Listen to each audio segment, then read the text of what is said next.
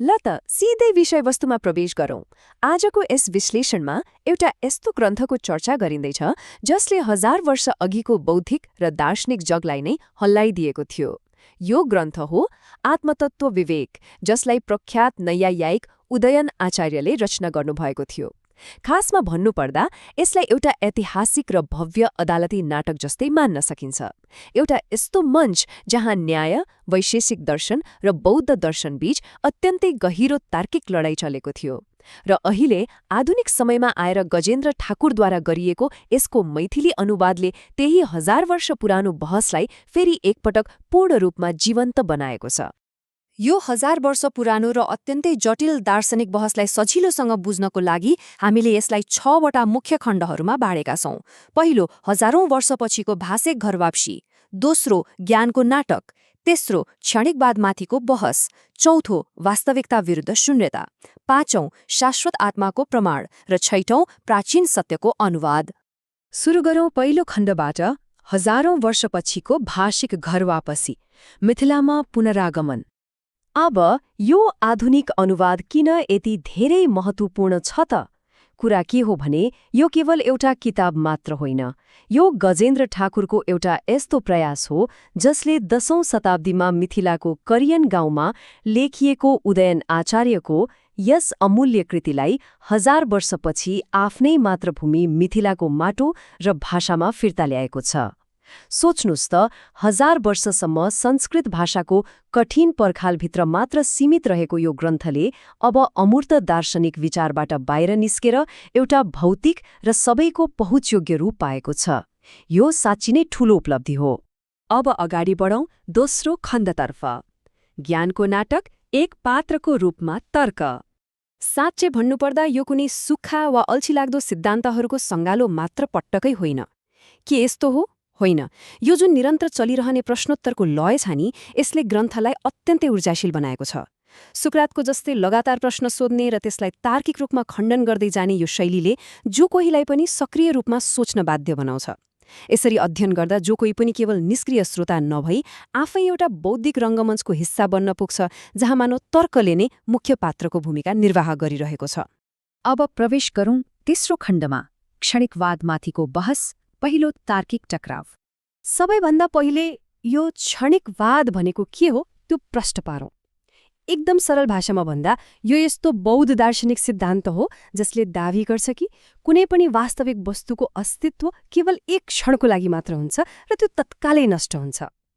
आगामी तार्किक द्वन्द्व बुझ्नको लागि यो आधारभूत अवधारणा दिमागमा राख्नु नितान्त आवश्यक छ, किनभने यही दावी र त्यसमाथि न्याय वैशेषिकले दिएको कडा जवाफको बीचबाट नै पहिलो ठूलो बौद्धिक भिडन्त सुरु हुन्छ। अब यहाँनिर एउटा असाध्यै रमाइलो र सटिक प्रश्न आउँछ। मानौ भकारीमा एउटा बिउ राखिएको छ र त्यो उम्रिरहेको छैन, त के यसको मतलब त्यो बिउमा उम्रिने क्षमतै छैन त? के त्यो खेतमा उम्रिरहेको बिउभन्दा नितान्त फरक क्षणिक वस्तु हो त? बिउ र अङ्कुरको यो जीवन्त रूपकले ती अमूर्त दार्शनिक विचारहरूलाई सिधै हाम्रो दैनिक जीवनसँग जोडिदिन्छ। यो प्रश्नले कारण र क्षमताको आधारभूत सिद्धान्तमाथि नै सिधै प्रहार गर्छ। यसको जवाफमा उदयन आचार्यले अत्यन्तै व्यवस्थित र कडा तर्क प्रस्तुत गर्नुभएको छ। उहाँ भन्नुहुन्छ, एउटा स्थायी बिउमा उम्रिने क्षमता सधैँ रहिरहन्छ। भखारीमा हुँदा त्यो क्षमता हराएको पटक्कै होइन, केवल पानी र माटो जस्ता सहायक कारणहरू नभएकोले मात्र अङ्कुर नआएको हो। जब यी सहायक कुराहरू मिल्छन्, त्यही पुरानो बिउले अङ्कुर दिन्छ। कुरा एकदम स्पष्ट छ नि, होइन र? यसले क्षणिकवादलाई होइन, बरु वस्तुको स्थायित्वलाई प्रमाणित गर्छ। यसपछि हामी पुग्छौं चौथो खण्डमा, वास्तविकता विरुद्ध शून्यता, बाह्य संसारको खण्डन। यहाँनिर दुईवटा निकै गहुरङ्गा दार्शनिक अवधारणाहरू आउँछन्, विज्ञानवाद र शून्यवाद। विज्ञानवादले दावी गर्छ कि बाह्य संसार भन्नु केही छैन, केवल चेतना मात्र सत्य हो। उता शून्यवादले भन्छ यो संसार पूर्ण रूपमा शून्य, अकल्पनीय र वर्णन गर्न नसकिनेछ। यी दुवै परिभाषाहरूले बाह्य संसारको अस्तित्व र यसको प्रकृतिको विषयमा हुने गम्भीर बहसको मञ्च तयार गर्छन्। र यी दुई विचारबीच कति विशाल खाडल छ भन्ने कुरा यहाँ छर्लङ्ग हुन्छ। एकातिर बौद्ध दृष्टिकोण छ जसले सहोपलम्भ नियम अनुसार ज्ञान र जानिने वस्तु एउटै हो भन्छ। अर्कोतिर न्याय वैशेषिकले यसलाई अस्वीकार गर्दै भन्छ, ज्ञान भनेको एउटा उज्यालो प्रकाश जस्तै हो जसले बाहिर रहेको स्वतन्त्र र वास्तविक वस्तुलाई देखाउँछ मात्र। एउटै ज्ञानले नीलो र पहेँलो दुवै रङ्ग देख्न सक्ने चित्रज्ञानको अवधारणाले वस्तु र चेतना एउटै हुन सक्दैनन् भन्ने कुरालाई मजाले स्पष्ट पार्छ। यो कुरालाई बुझाउन एउटा अत्यन्तै तीखो र व्यङ्ग्यात्मक रूपकको प्रयोग गरिएको छ। कल्पना गरौँ दरबारको ढोकामा एउटा विशान हात्ती उभिएको छ, तर एउटा मूर्ख मानिसले त्यसलाई कहिले अँध्यारो, कहिले बादल, कहिले आफन्त वा कहिले छाया ठान्छ र अन्त्यमा हैरान भएर भनिदिन्छ, त्यहाँ त केही पनि होइन।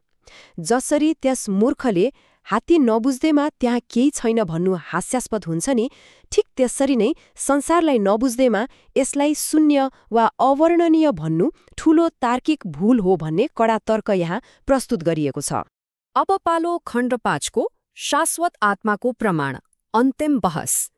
यो सम्भवतः यस पूरै विश्लेषणको सबैभन्दा गहिरो र महत्त्वपूर्ण बहस हो, आत्माको अस्तित्व। यहाँ एकदमै स्पष्ट दुई विपरीत धाराहरू छन्। बौद्ध दृष्टिकोणले आत्मालाई केवल अवयवहरूको क्षणिक प्रवाह मान्छ, जसलाई अनात्मवाद भनिन्छ। तर यसको ठिक विपरीत न्याय वैशेषिक दृष्टिकोणले आत्मालाई कहिल्यै नष्ट नहुने, शाश्वत, स्थायी र निराकार तत्त्वको रूपमा स्वीकार गर्छ।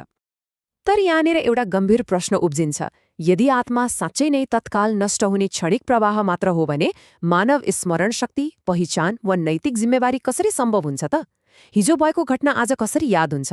हिजो अनुभव गर्ने चेतना यदि हिजै नष्ट भइसक्यो भने आज याद गर्ने को हो? दैनिक जीवनको यो एकदमै सामान्य अनुभवले नै एउटा स्थायी र निरन्तर रहने द्रष्टा अर्थात् आत्माको माग गर्दछ। त्यसैले यहाँ सबैभन्दा महत्त्वपूर्ण बुदा के हो भने समय अन्तरालमा हुने हाम्रो पहिचान र स्मरण शक्तिले नै स्थायी आत्मा छ भन्ने पुष्टि गर्छ। यदि आत्मा स्थायी छैन भने कर्मको फल कसले भोग्ने? यति मात्र होइन, यो खण्डले एक सर्वज्ञ सृजनाकर्ता र वेदको प्रामाणिकतालाई पनि जोड्छ।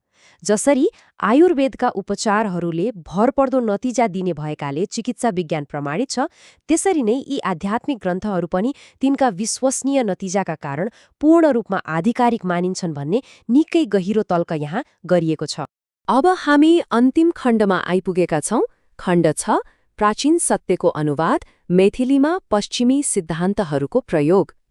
यो आधुनिक अनुवाद आफैमा एउटा मास्टरपिस किन हो भने यसमा पश्चिमी अनुवाद सिद्धान्तहरूलाई असाध्यै राम्रोसँग सन्तुलनमा राखिएको छ। एकातिर अपोह जस्ता गम्भीर संस्कृतका प्राविधिक शब्दहरूलाई जस्ताको तस्तै राखेर लरेन्स भेन्युटीको विदेशीकरण सिद्धान्त अपनाइएको छ। अर्कोतिर प्राकृतिक मैथिली वाक्य संरचना र हे भाइ जस्ता घरेलु शब्दहरूको प्रयोग गरेर यसलाई स्थानीयकरण गरिएको छ। यसले गर्दा यी प्राचीन र जटिल तर्कहरू आफ्नै आँगनमा सहजै सुनिए जस्तो लाग्छ, तर विषयवस्तुको विद्वत्ता र गहिराई भने अलिकति पनि कम हुँदैन। यति धेरै कडा र गम्भीर तर्कहरूपछि यो ग्रन्थले अन्त्यमा अत्यन्तै सुन्दर र काव्यात्मक रूप लिन्छ। मुक्तिरूपी नगरको गजुर, आफ्नो लक्ष्यमा लाग्ने वाण। यो सुन्दर चित्रले प्रस्तुत माहौललाई तार्किक बहसबाट एक गहिरो दार्शनिक शान्तितर्फ लैजान्छ। यसले ग्रन्थको अन्त्यमा शान्त रसको अद्भुत अनुभूति गराउँछ, जहाँ सम्पूर्ण तर्क, खण्डन र मन्थनहरू अन्ततः मुक्तिको खोजीमा गएर विश्राम लिन्छन्। र अन्त्यमा एउटा प्रश्न जसले हामी सबैलाई सोच्न बाध्य बनाउँछ, यदि 1000 वर्ष पुरानो यति जटिल दर्शनलाई मैथिली जस्तो क्षेत्रीय भाषाले यति सफलतापूर्वक बोक्न सक्छ भन्ने प्रमाणित हुन्छ भने हाम्रा आफ्नै मातृभाषाहरूमा त्यस्ता अरू कति प्राचीन बौद्धिक खजनाहरू ब्युजिन पर्खिरहेका होलान् त? पक्कै पनि यो विश्लेषणले हामीलाई हाम्रा आफ्नै भाषाहरूमा लुकेर बसेका प्राचीन बौद्धिक सम्पदाहरूको खोजी गर्न नयाँ ऊर्जा दिएको छ। यो प्रस्तुति मार्फत यी जटिल अवधारणाहरूलाई नयाँ दृष्टिकोणबाट बुझ्न मद्दत पुग्यो भन्ने विश्वास छ।